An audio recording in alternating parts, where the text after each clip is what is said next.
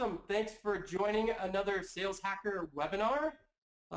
Today, it's kind of an exciting day. We've got a lot of great sales leaders from MindTickle and Cloudera. We're going to be talking about sales enablement, the topic, how modern sales leaders are leveraging sales enablement as their competitive advantage. So if you like what you hear, please tweet out anything you hear from our speakers, tag them in it. We'd love to get some buzz around this. It's a great topic. Lots of people want to learn about this, especially sales leaders. So sales enablement, hot topic. And use the hashtag SHWebinar. That's kind of how you could follow the hashtag on Twitter.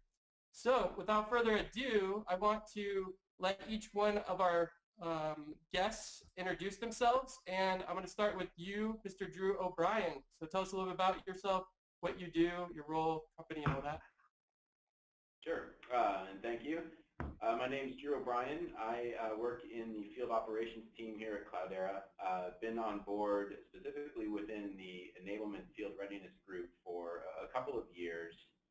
Been at the company quite a bit longer than that, background in product marketing specifically. But for the last couple of years, I've been focused on getting, along with Krista and Lars, getting our enablement field readiness initiatives off the ground.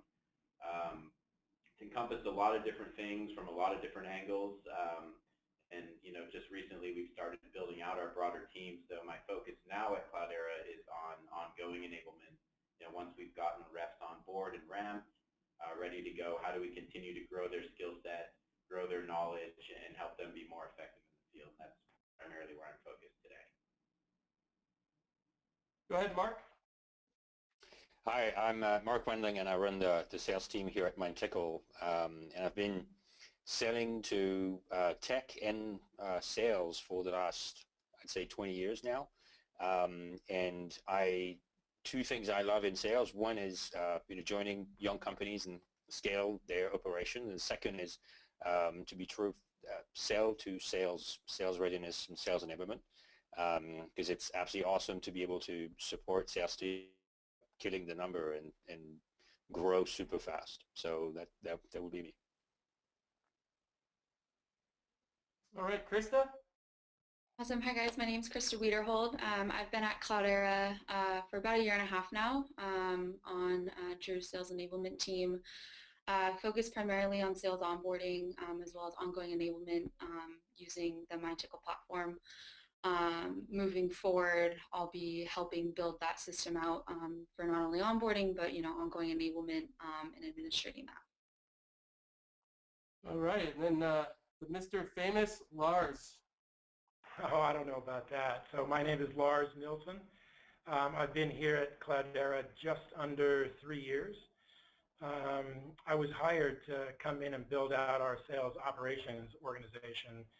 And things have grown extremely quickly here. And today my title is VP of Global Inside Sales. So I've actually handed over the sales operations organization and team over to my colleague Tristan Monday.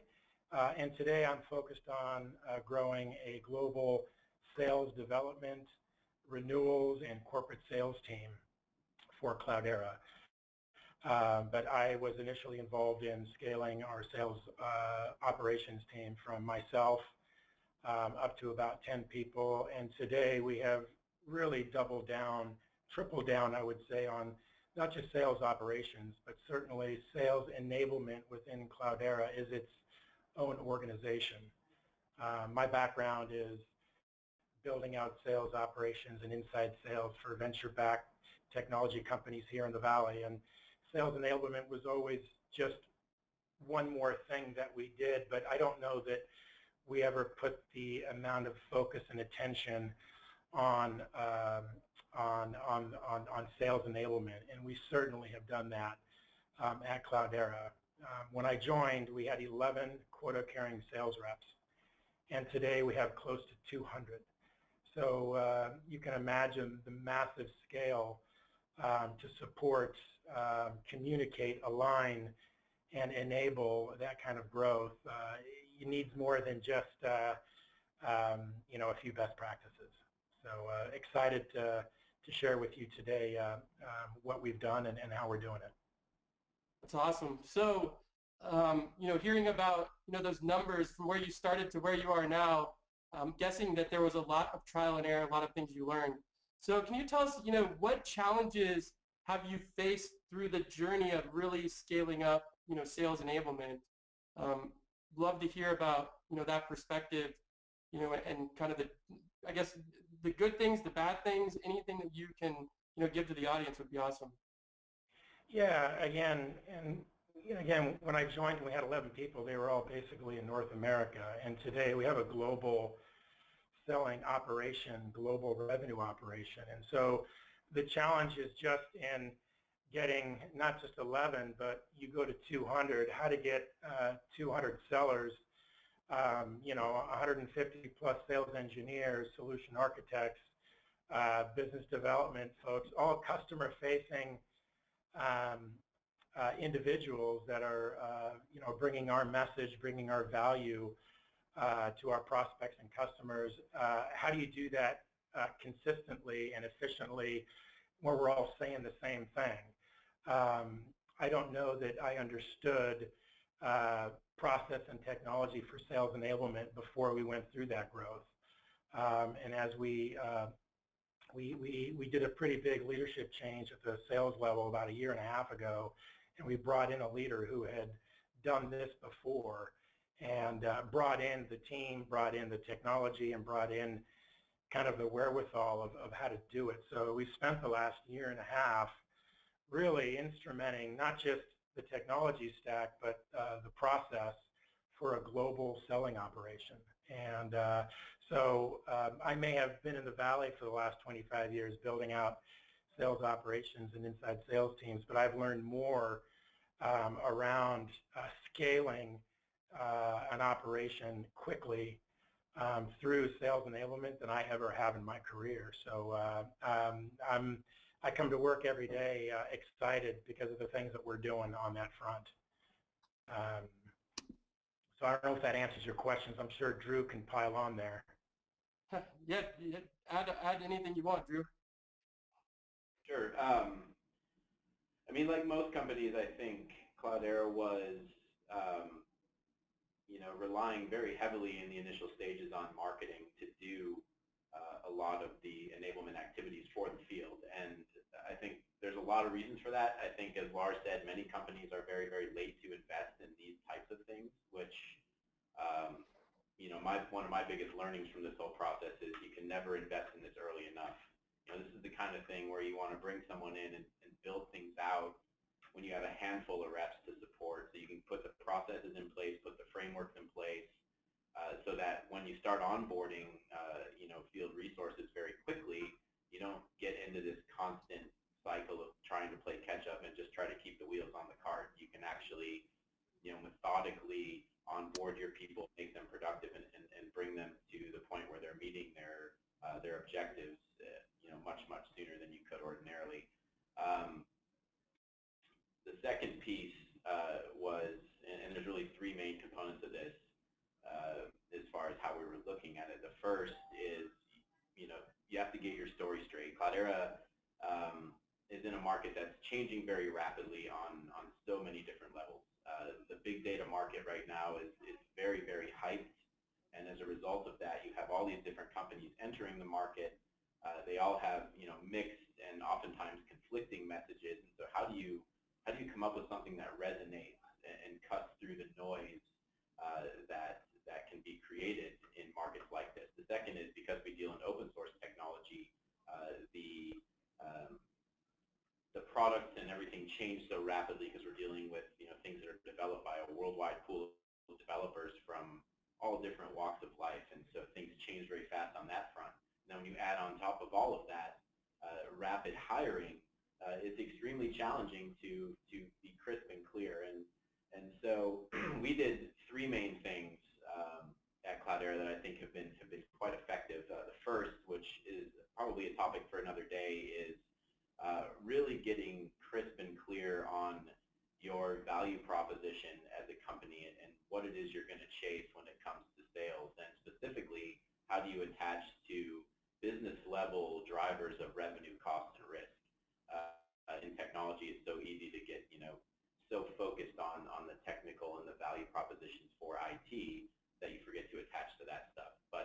relevant for today are two things. One, investing in that early and making that investment in the supporting infrastructure for your sales team before you're in a position where you're trying to build the foundation after you've built the house already.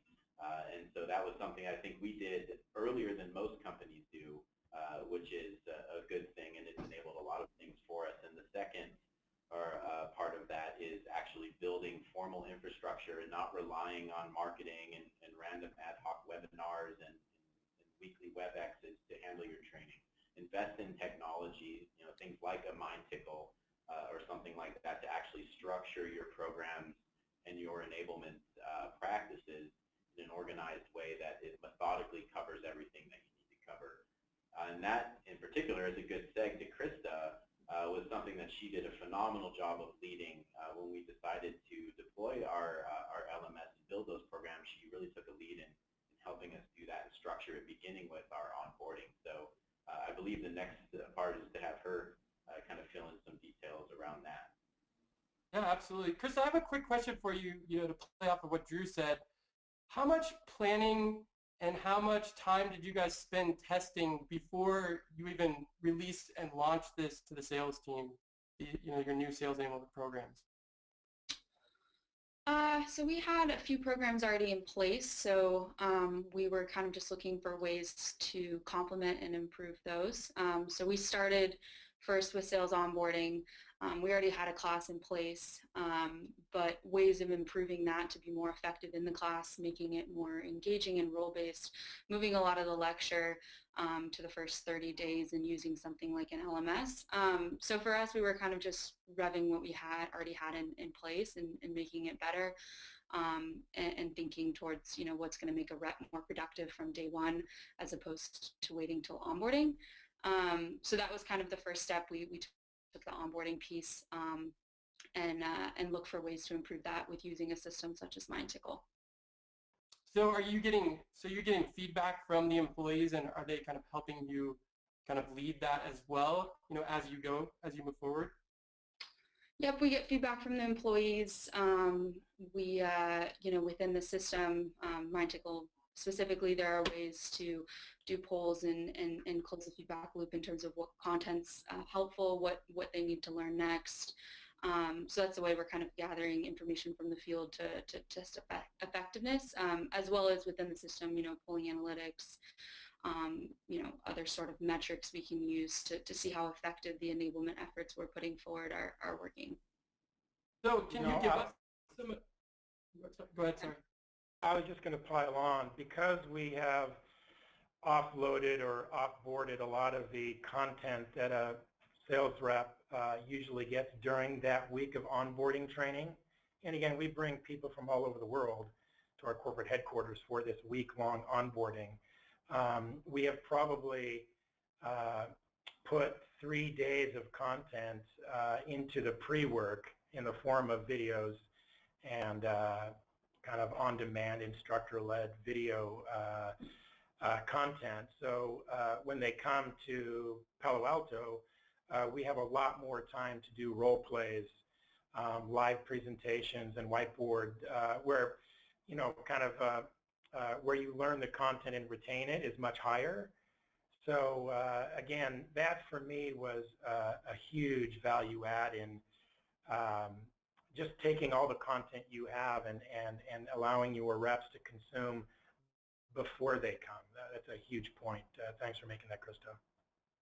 So Krista, you probably learned a lot along the way, right? So I know the audience probably has lots of questions, about what are like the 3, main areas of things that you learned along the way that you think everybody should know before they start, kind of the sales enablement process and building out, a big scalable structured program?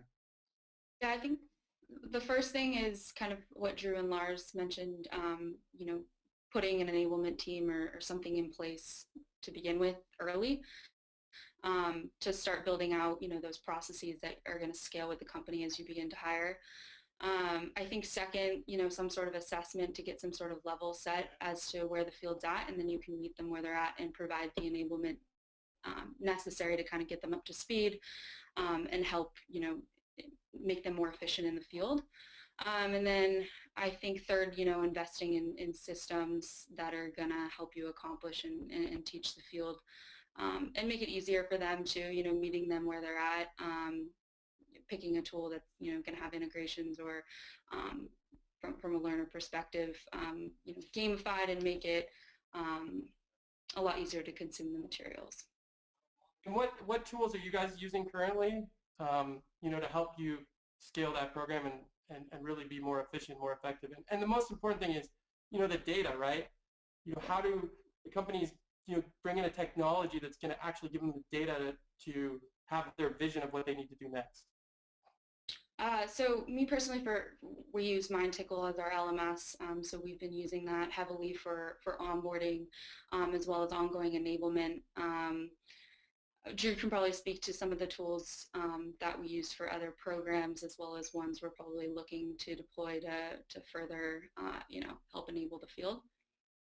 But for onboarding and ongoing enablement from an LMS perspective, we're using MindTickle.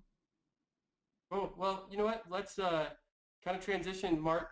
So that's good news for you, right? So it sounds like Cloudera team has, kind of figured out how to use your tool effectively for their sales enablement program. Why don't you, kind of dive into that a little bit? What does MindTickle do, without doing a product pitch, but what's the real value for, companies like Cloudera and, the other companies you're working with using MindTickle? Yeah, I mean, I think I can start with, what has changed recently in the marketplace. And if you think about the dynamics between the buyer and the seller, that has changed dramatically over the last few years in the sense that the buyer is a lot more informed than they used to be. And for this very reason, I think it's super critical for sales reps to actually, be totally ready and be ready for that moment of truth when they have that interaction with their prospects. So they need to have access to the latest info and the right info and be able to own how that info would actually be delivered to their clients and prospects. So I think it's very important that a ton of sales teams today have a lot of content at their disposal, and that's obviously one good thing. And Drew mentioned that early days, marketing team just provide that content for the sales reps. Now, if that content is wrongly delivered, that can be very dangerous. So where MindTickle actually helps companies, be ready for that moment of truth is literally, as Lars mentioned, providing that content to the reps so that they can learn and they can definitely just position and broadcast it the right way. So again, it's making sure these reps are ready to provide the right information to their client at the right time. So knowing about their offering, the competitive landscape, which is dramatically changing fast, especially for early stage companies. This is really where we make the difference as a solution provider. So, quick question on that. I know that a lot of companies, their biggest the thing that's holding them back the most is the content piece, right? It does, whether sales is driving this or marketing is driving it. How do you see companies working with content, right? And being able to alleviate the pain of taking all the time to create it, because that if you've got salespeople creating content, it can take a lot of time from selling. How do you see companies getting around that and being more efficient from a content perspective? There's also another change here is the partnership that's being built between product marketing and sales enablement teams. So literally the collaboration is about how to make that content efficient in how it's distributed. And then the sales team will definitely own, in the form of a voiceover, how the content is being presented. And this is also another area where MindTickle can help in the sense that, that content would be presented to the reps the way they should pitch it, and they will be able to rehearse, record, and show how ready they are to their sales leadership and the product marketing teams. So again, whenever they are in this room interacting with their prospect, you are totally confident and comfortable that they are ready to actually present it. Nice.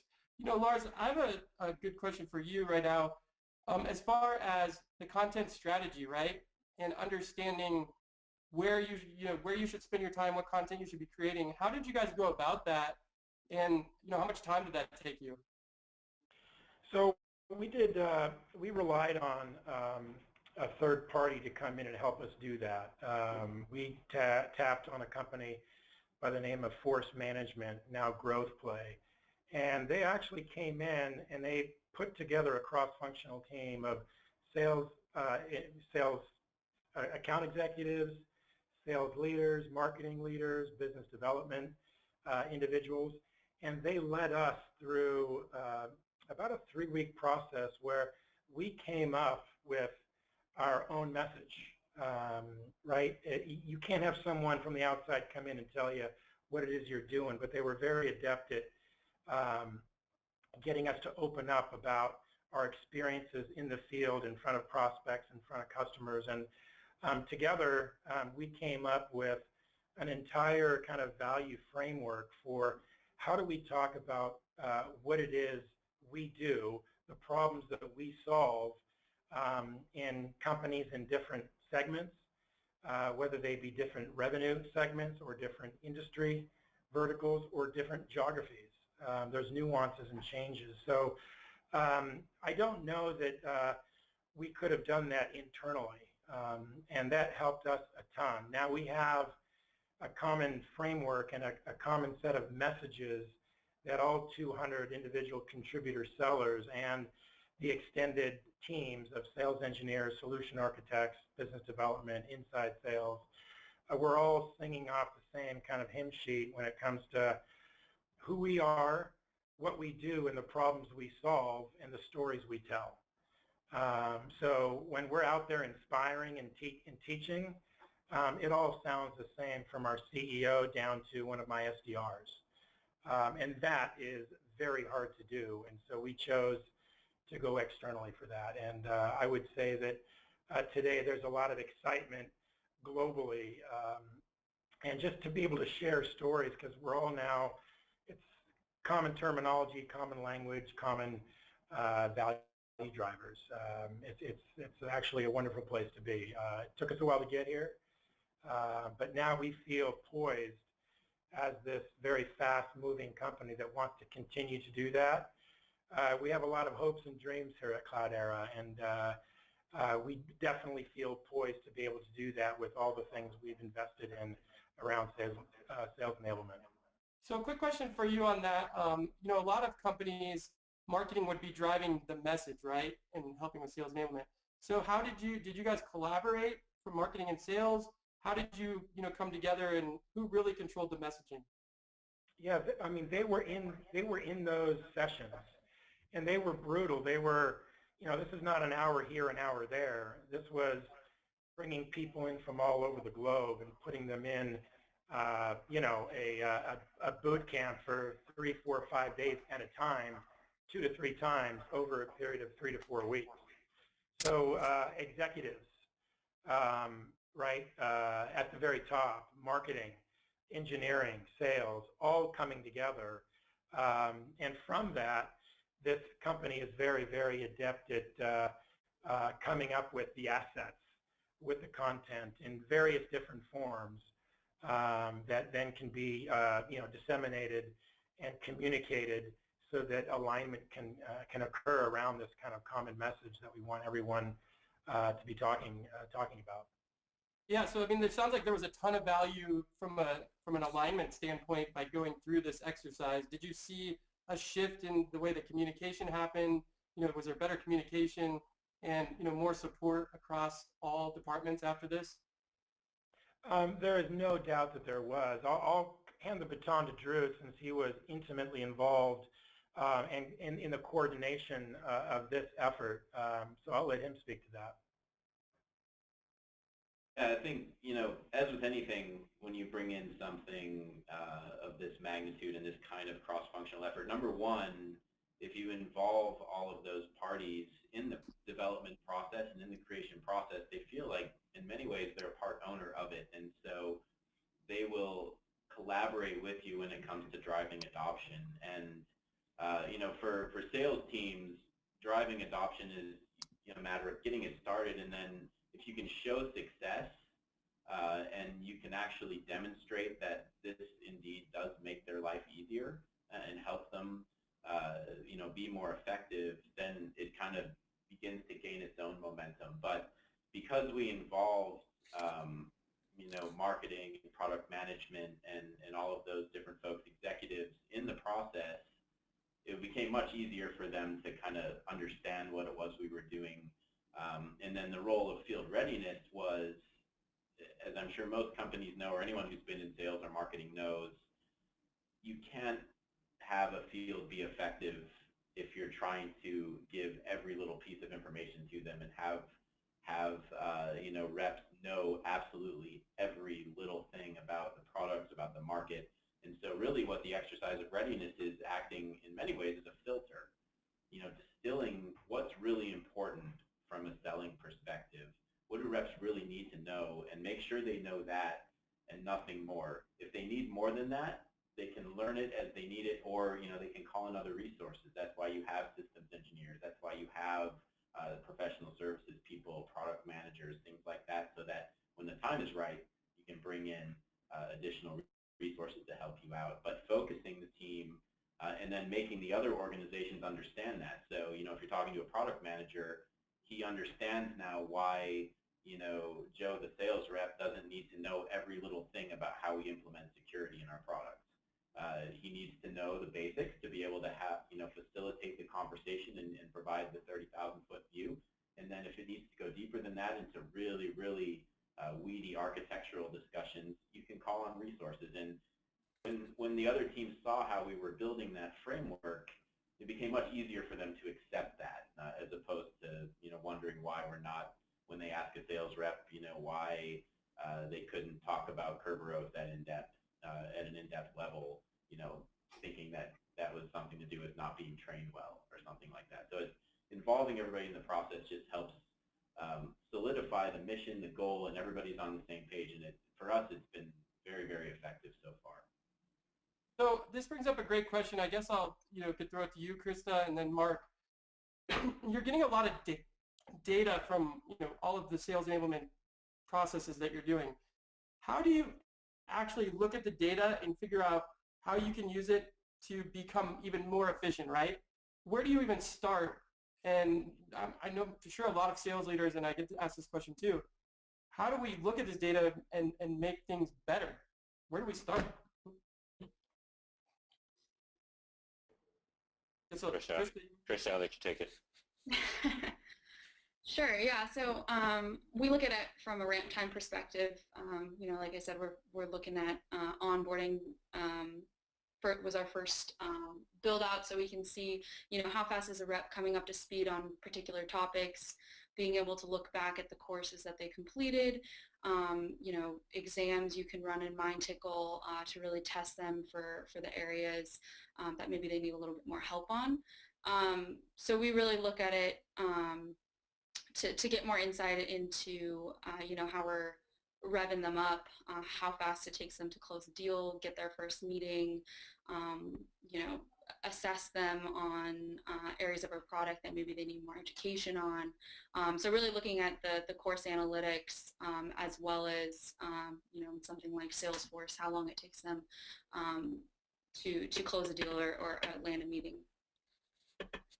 I'll also pile on there and say that when we went through this process, we also ended up re-architecting and reframing our entire structured selling process. So if we're going to guide a new sales rep through a successful selling campaign, we're going to put them through a series of steps or stages and have checkpoints along the way, making sure they're asking all the right questions, all the tough questions of their prospect.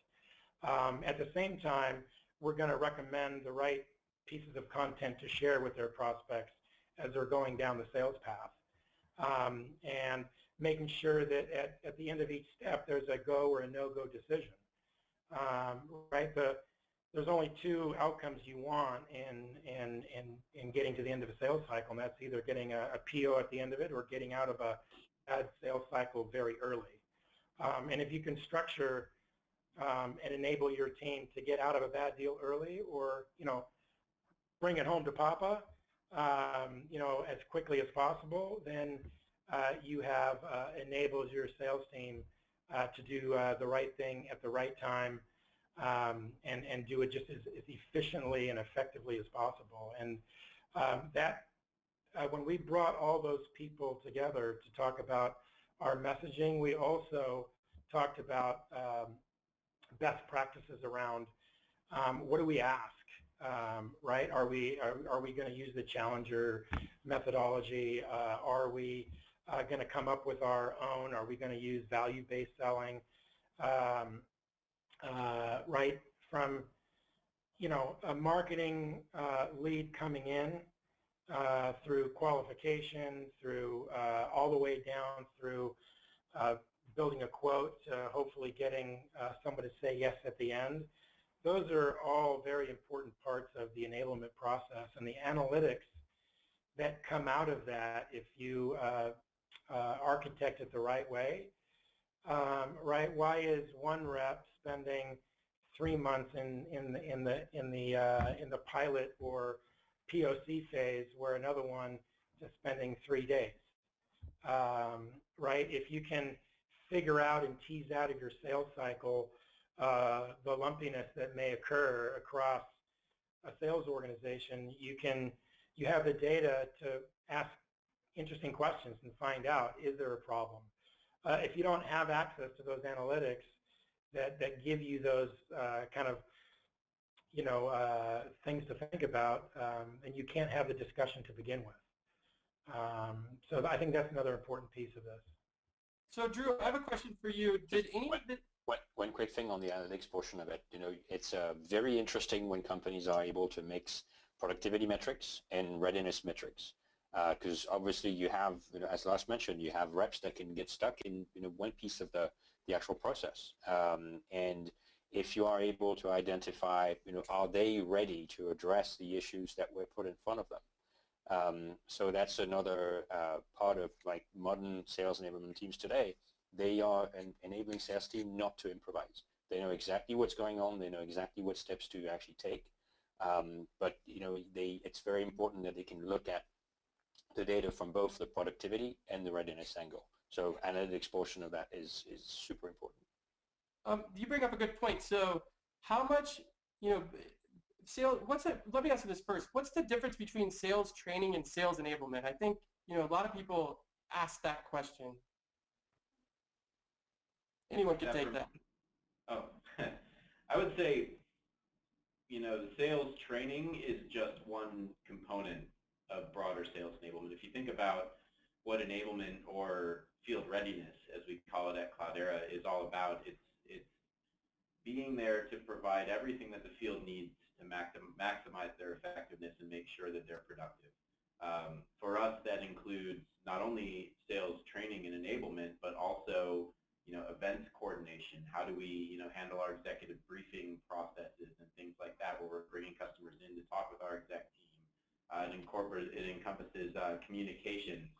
As you can imagine, in any company, there are a lot of people that want to get things out in front of the field and let them know about events and product updates and all manner of different things. But how do you organize all of that stuff and present it to the field in a manner that's digestible for them, where they're not getting 400 emails a week about all manner of different things and they don't retain any of it. And so that's one important element.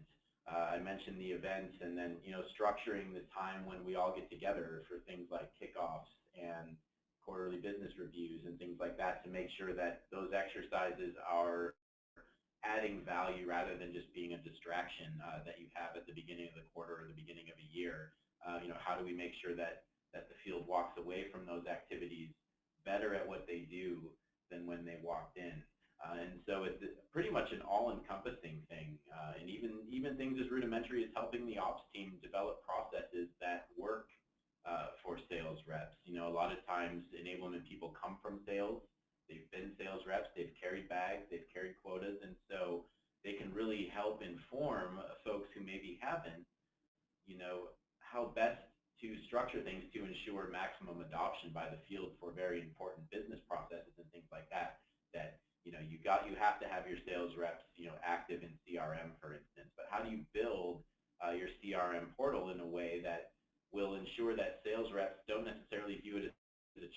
I mean, it will be always to some extent for those folks, but you know, there are definitely approaches that are better than others and things. So when you look at enablement as a whole, it encompasses all of those things, of which training is just one. So Krista, I have a question for you. You know, sales leaders, I think, you know, they're struggling with trying to figure out what their salespeople are doing and try to, you know, keep them on task so they're doing things that are actually going to, you know, help move the needle, right, or drive revenue.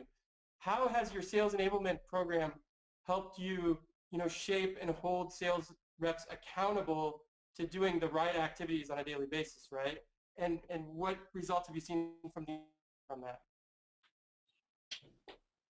So I think onboarding them to teach them what the right things are is kind of the first step. So from day one, we're teaching them and training them on best practices on how to work a deal or what processes are from an ops perspective.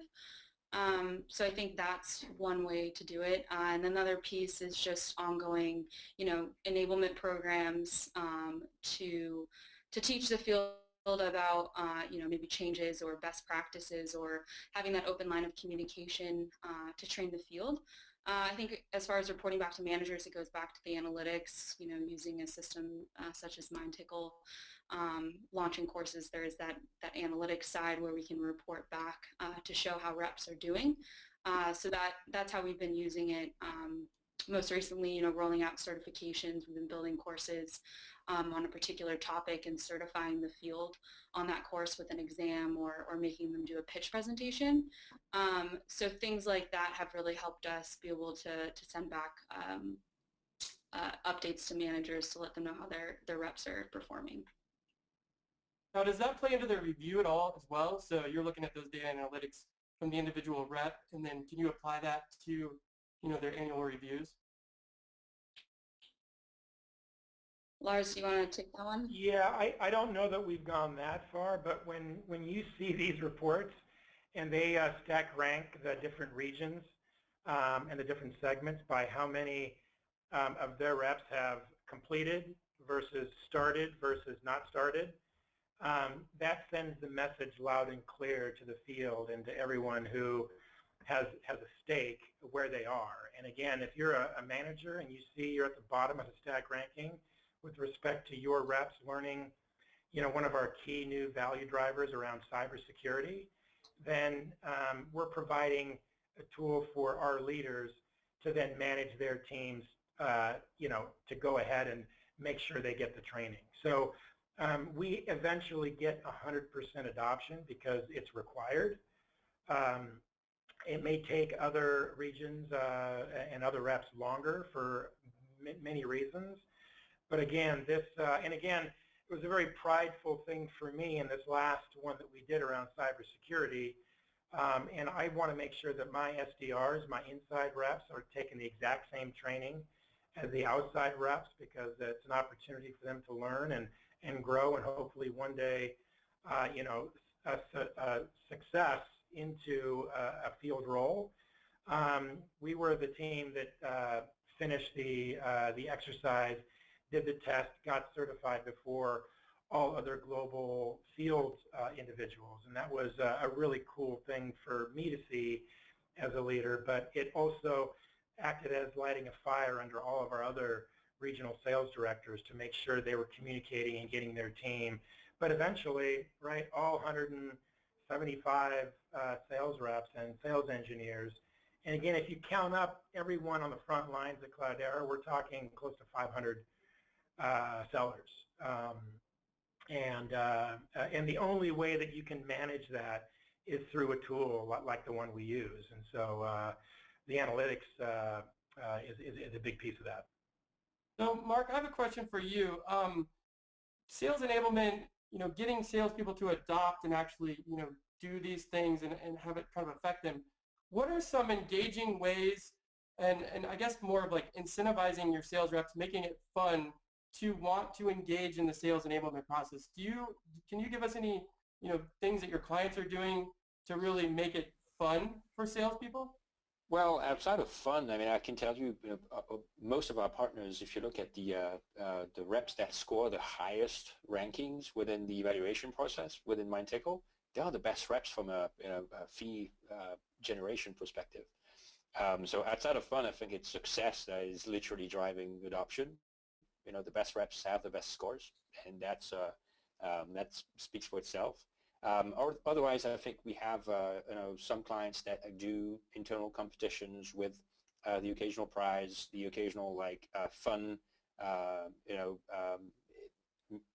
team outing, things like that. So you can definitely just win a few things. But overall, I think most of our clients rely on the competitive spirit of their sales reps. The sales reps want to earn the best results. They want to be at the top of every rank, whether it's the actual W2 or simply just they are the best in terms of doing things that they are tasked to do. Totally agree. One question I would have for you, Marc, as well is, you're working with clients like Cloudera that are having a ton of success, other clients. Are you seeing a trend in, a big trend in the difference between, companies not adopting these sales enablement tools and companies, that are? Is there data and is there research behind that? What's kind of your feedback on that? Yeah, I mean, I think the biggest aspect is, what Lars mentioned with the force management process.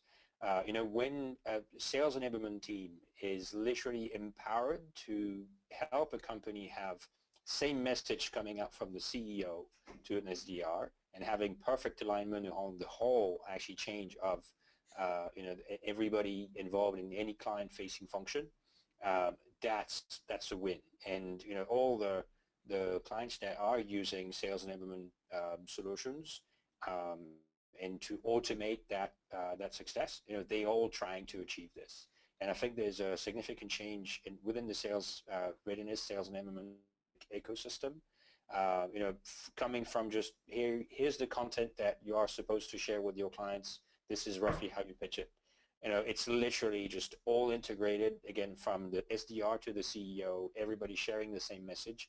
And to actually achieve that, you need to do a serious amount of testing for this. Beautiful. And then Drew, we have a question from the audience. They wanted to know some of the other tools that you guys are using, outside of the LMS, and how you're using them and what value you're getting from that. Sure. One of the biggest things, in addition to training, those types of activities which we facilitate in MindTickle, is particularly for Cloudera, is one of the more complex companies I've ever worked for. We have a huge proliferation of content and tools and things like that, and we've tried a number of different things to try and organize it in such a way where reps can find things. I need a presentation for financial services, or I need to know who to contact if I want to schedule an executive briefing or something like that. So we've been dabbling with sales portal technologies. Right now, I'll admit it's a little bit basic, but we use Confluence, a wiki. We coded up some HTML, and we have a page with all the useful links and things that directs to other areas. We've begun a search and kind of an evaluation process for a commercial content management system. There are a lot of options out there, things like Witty Parrot and some of the others that are actually specialized for sales teams, which can go a step further than what we have today, and that is even get prescriptive about content. Integrating with Salesforce, they can do some analytics on the opportunity record, for instance, and notice certain things, and actually prescriptively suggest content that may be relevant based on those things, and contextual search and all kinds of things like that. So I'd recommend, in addition to an LMS, which I think is table stakes for any effective enablement to get done, look at commercial content management solutions. And we're also, one of our other groups within the operations team is looking at some tools and technologies that bring in predictive analytics to help with things like forecasting and pipeline generation and stuff like that, which could get really interesting as well. And enablement would probably play some role in that process, as just getting better about predicting your business and being more accurate with what you're forecasting, where you're coming in, and things like that. So those are kind of the three top of mind things that we're looking at right now. But this is a really interesting space, particularly with the advent of the cloud and applications as services and subscription-based things like that, where the options are literally limitless, and it's very exciting to kind of look around and study, but those are the 3 areas that we're focusing right out of the gate. One of the systems that we use on the inside team in order to get our message out, and again, we do a lot of outbounding, along with managing inbound, we do a lot of outbounding, and so to get our message out, we use a system and a platform called Outreach.io, and this puts the power of marketing automation in the hands of an SDR and or a sales rep. We're going to do a pilot that has our individual quota-carrying outside sales reps using the same platform so that we can do specific outreach into our target accounts. We're on Salesforce.com as our CRM. We also use LinkedIn Navigator profusely, as well as Data.com and other tools to scrape these buyer personas or specifically titled people. And I think that's one of the more important things for the people in the audience is to, the first thing you want to do, I think, when you start this journey is understand your total addressable market. If the product you're selling is solving pain for a specific type of person or in a specific type of company, don't think that you can sell what you have to every company in the world. It's just too big. Try to narrow it down to whether it's a geography or it's a size of company or it's a few different industry verticals.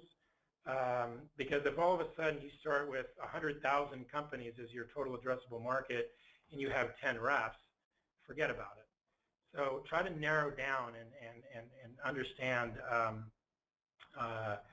your kind of total addressable market. And then every time you do a deal and you have success, catalog and index those people that you were involved in the sales cycle with, right? There are stakeholders, there are people in procurement, there are executives, sponsors. If you haven't put in your CRM those people and their titles, you can't go back and then see, well, God, this role or these titles are the people that we should be going after. If you have that, you can then go into all these cool services and just run lists of individuals that carry those same titles at other companies. And right there, you've created a situation where forget about waiting for marketing to generate inbound leads for you. Now you got a beachhead to go after, right? If a director of data architecture at a big North American telco was involved in a sale that you did, go and get that person and all the people that work around him or her and start outbounding your messages to those people at other companies and start generating opens and replies. And that's really is driving a lot of our pipeline generation at Cloudera is we're deciding where we want to go, specific targeted accounts, and we're generating lists of people that we know should have interest in what it is we're selling because they have the problem of big data, and then we're pushing these messages, these value driver messages that we've created internally where we've had success in other companies and getting people to open and reply to these emails. And then SDRs spend their time following up and scheduling appointments. So it sounds easier than it is, but it's working. So I'll leave this question open to anybody, but the buzz around social media, right, for salespeople. Are you guys incorporating social into the sales enablement program? Are you seeing that become more of an impact, or what's your feedback on that? We use Chatter. For us, we don't really or haven't really gotten to the point yet where we've kind of dictated corporately around official programs and things, but we have groups set up for each of our regional teams, and every team kind of from their RSD on down use it to to a greater or lesser extent, depending on how they like to use it. We have some centralized groups, a few basic ones set up, like we have one for training and enablement that we use. Like if we come out with you know, a new podcast or something, we'll post it there in addition to all the other places like the sales portal. But it's you know, certainly an interesting area to explore, and it's helpful for things, particularly competitive. You know, if you have a group set up where you can share, you know, just-in-time competitive updates, particularly around areas for like competitive pricing and stuff like that, where reps can collaborate with each other. It's like, oh, I'm doing a proposal, I'm coming up against, you know, competitor A or competitor B. You know, this is the price they're coming in at, just an FYI for everybody, and then it kind of level sets a lot of that information. Oftentimes that's difficult to get your hands on with regard to competitors outside of a sales cycle. You know, pricing is probably the chief example of that. You know, it's difficult for marketing teams to find that information, particularly in the enterprise B2B space.